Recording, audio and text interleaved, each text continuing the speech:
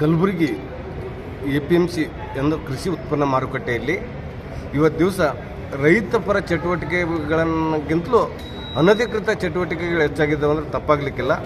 ಇವತ್ತಿನ ದಿವಸ APMC ಕೃಷಿ ಉತ್ಪನ್ನ ಮಾರುಕಟ್ಟೆ ಅಂತಂದ್ರೆ ಅಲ್ಲಿ ನಡಿಬೇಕಾಗಿರ್ತಕ್ಕಂಥದ್ದು ರೈತರ ಪರವಾಗಿರ್ತಕ್ಕಂಥ ರೈತರಿಗೆ ಬೇಕಾಗಿರ್ತಕ್ಕಂಥ ವ್ಯವಹಾರನೇ. ಅಡತಿ, ಜೋಳ, ತೊಗರಿ ಖರೀದಿ ಆಗಿರ್ಬೋದು, ಮತ್ತೊಂದು.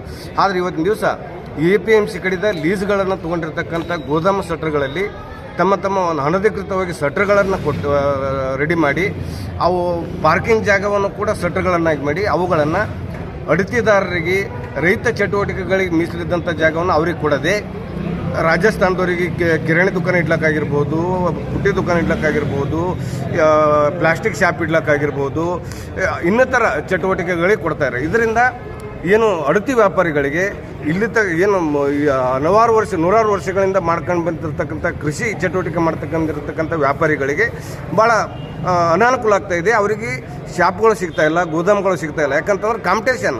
ಈ ಹೊರಗಿನವ್ರು ಬಂದು 1 ಲಕ್ಷಕ್ಕೆ ಅಡತಿದಾರಿಗೆ ಸಿಗತಕ್ಕಂಥ ಸಟ್ರ್ ಗೋದಾಮನ್ನು ಇವ್ರು 2-3 ಲಕ್ಷ ಕೊಟ್ಟು ಹೋಗ್ತಾರಂದ್ರೆ ಇವರು 4 ಲಕ್ಷ ಕೊಟ್ಟು ಹೋಗ್ಬೇಕಾದ. ಹಂಗಾದಾಗ ಅವರು ಆ ಒಂದು ದುಡ್ಡನ್ನು ಹಳ್ಳಿಗಳಿಂದ ಬರ್ತಕ್ಕಂಥ ರೈತರ ಬಳಿ ಸುಲಿಬೇಕಾಗ್ತದೆ.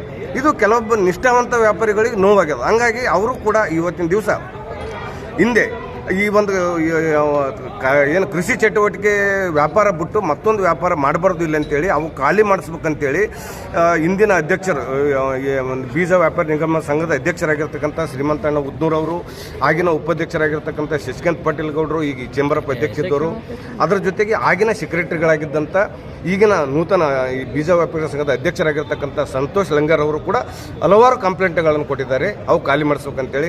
ಅದರ ಜೊತೆಗೆ ವೀರಣ್ಣಬೇಲೂರು APM ಸದಸ್ಯರು ಅವರು ಕೂಡ ಕಂಪ್ಲೇಂಟ್ ಕೊಟ್ಟಿದ್ದಾರೆ. ಅದರ ಜೊತೆಗೆ ಅಲ್ಲಿ ಅಡತಿ ವ್ಯಾಪಾರಿಗಳು ಹಲವಾರು ಜನರು ಟ್ರೇಡಿಂಗ್ ಕಂಪ್ನಿಯವರು ದೂರುಗಳನ್ನು ಕೊಟ್ಟಿದ್ದಾರೆ ಯಾರಿಗೆ APM ಸೆಕ್ರೆಟರಿಗೆ. ಇವರೆಲ್ಲರ ಹೋರಾಟದ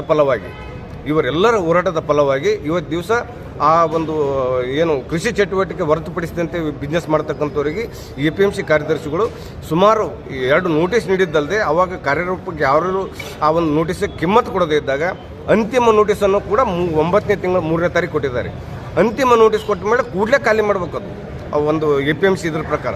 ಆದರೆ ಕೊಟ್ಟು ಎಷ್ಟು ತಿಂಗಳಾದರೂ ಕೂಡ ಇನ್ನೂ ಖಾಲಿ ಮಾಡ್ತಾ ಇಲ್ಲ. ಹೀಗಾಗಿ ಏನು ಇವರೆಲ್ಲರ ಹೋರಾಟದ ಫಲವಾಗಿ ನೋಟಿಸ್ ಕೊಟ್ಟಿದ್ದಾರೆ, ಅದು ಕೊಟ್ಟರು ಕೂಡ ಯಾಕೆ ಖಾಲಿ ಮಾಡಿಲ್ಲ ಅಂತೇಳಿ ನಾವು ಹಲವಾರು ಸಂಘಟನೆ ಜೊತೆಯಲ್ಲಿ ಮತ್ತು ಅಲ್ಲಿನ ವ್ಯಾಪಾರಿಗಳ ಜೊತೆಯಲ್ಲಿ ಇದೇ 21ನೇ ತಾರೀಕು APMC ಕಾರ್ಯಾಲಯಕ್ಕೆ ಮುತ್ತಿಗೆ ಹಾಕಿ ಒಂದು ಪ್ರತಿಭಟನೆ ಮಾಡುವ ಮುಖಾಂತರ 1 ವಾರದೊಳಗಾಗಿ ಈ ಕೃಷಿ ಚಟುವಟಿಕೆ ಹೊರತುಪಡಿಸಿದಂತೆ ಯಾವುದೇ ಬಿಸ್ನೆಸ್ದಾರಿದ್ದರೂ ಅವ್ರನ್ನ ಖಾಲಿ ಮಾಡಿಸಲೇಬೇಕು. ಒಂದು ವೇಳೆ ಮಾಡಿಸದೇ ಇದ್ದರೆ ನಿಮ್ಮ ಕಚೇರಿ ಎದುರು ನಿರಂತರ ಉಪ ಸತ್ಯಾಗ್ರಹ ಮಾಡಬೇಕಾಗ್ತಂಥ ಎಚ್ಚರಿಕೆನ ತಮ್ಮ ಮಾಧ್ಯಮದ ಮುಖಾಂತರ ಯಾರಿಗೆ APM ಸೆಕ್ರೆಟರಿಗಳು ನಾವು ನೀಡ್ತಾ ಇದ್ದೀವಿ. ಅಧ್ಯಕ್ಷರು ಕಲ್ಯಾಣ ಕರ್ನಾಟಕ